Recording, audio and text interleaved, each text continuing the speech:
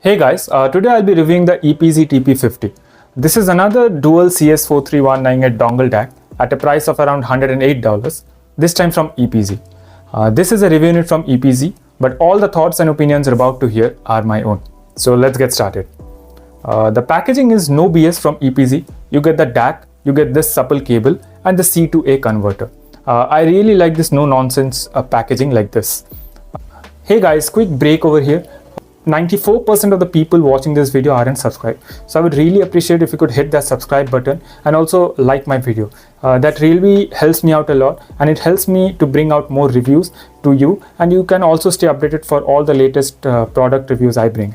So yeah, back to the video. The DAC is made out of metal with a carbon fiber or maybe a carbon fiber looking faceplate on both the sides. It has independent 100 volume steps. Now in the menu you have a lot of options. I'll go through them quickly once so that you get an idea as to how they are like. So first it has a low gain and a high gain. Then you can adjust the balance of the left and the right channel. Then you have the various filter options. It also supports SPDIF from its 3.5mm jack. The H depuff function is basically for IEMs, which prevents from the pop sound when disconnected. It also has two classification of amps. One is the class AB amp and one is the class H amp. For my testing, I have been using the class AB amp. Then you have display brightness and display rotation. After that is the off display setting, wherein basically you can select after how many seconds the display will turn off. There is also a button control setting wherein you can change the mode and use the volume control as next and previous button by single pressing, and by long pressing you can change the volume. This is very handy, and it also works on Windows along with Android. Then you have the firmware version and restore setting. Now before talking about the sound, I just want to say that it is very difficult to judge the sound of a DAC on its own, and it is judged comparing to other DACs and trying various IEMs to this. I have tried quite a few dongle DACs, and quite a few of them do also have filters like the EPZ TP50, but I have never heard any difference. But for the TP50, it's the first DAC where I have come across wherein the filters do change the sound a bit. For example, the fast filters give a slight edge to the sound and everything sounds a bit crisp on the high end, and the bass is a tad bit lighter and well controlled. When switching to the slow LL or slow PC filter, the sound is very analogish and the treble notes are a bit blunt, and the overall sound is very relaxed. In the non-OS mode, the sound is still analogish but less so when compared to the slow mode, the slow PC mode. So yeah, this was very nice to see that a dongle DAC wherein the filters change the sound, unlike the other dongle DACs which I have tried. By the way, it also has a very nice OLED screen for this price, which you do not generally find at this price range. Although maybe the Shanling UF4 has a OLED screen.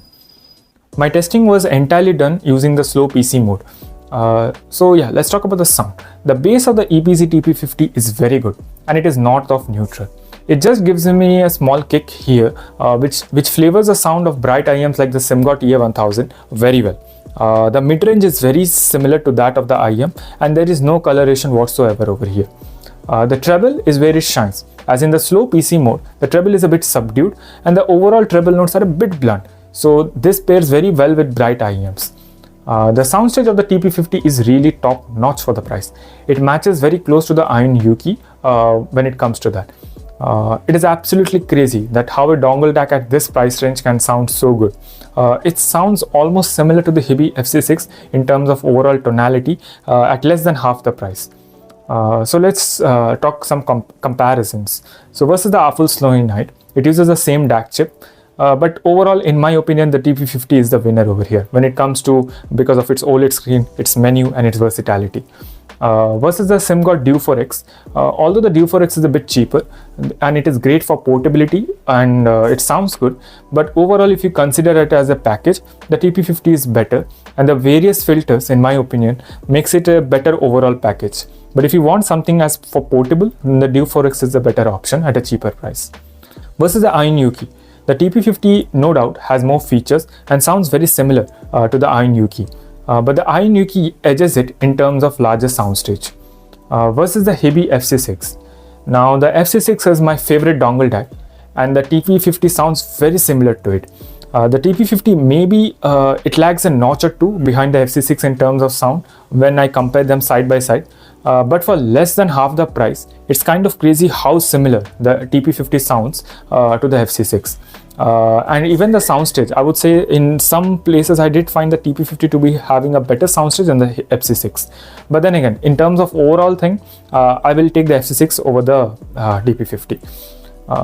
Colorfly versus the Colorfly CDA M2. When the TP50 seems to be using the same chassis and the same board and even the same software as the CDA M2. The M2 is a very linear sounding and very crisp. The TP50 whereas can sound different depending on the filters you're using. So if I had to choose between the CDA M2 and the TP50, my personal choice will be the TP50 over here. It is nice to see that we have so many great dongles, and that too at a price of $100. At this price, the TP50 makes for a fantastic buy, and it's probably my top recommendation along with other dongle DACs like FC6, etc. Also, the ability to play and pause, especially a dongle DAC of this caliber and at this price point, it's really awesome, and it works in Windows too along with Android. So yeah, that's my review of the EPZ TP50.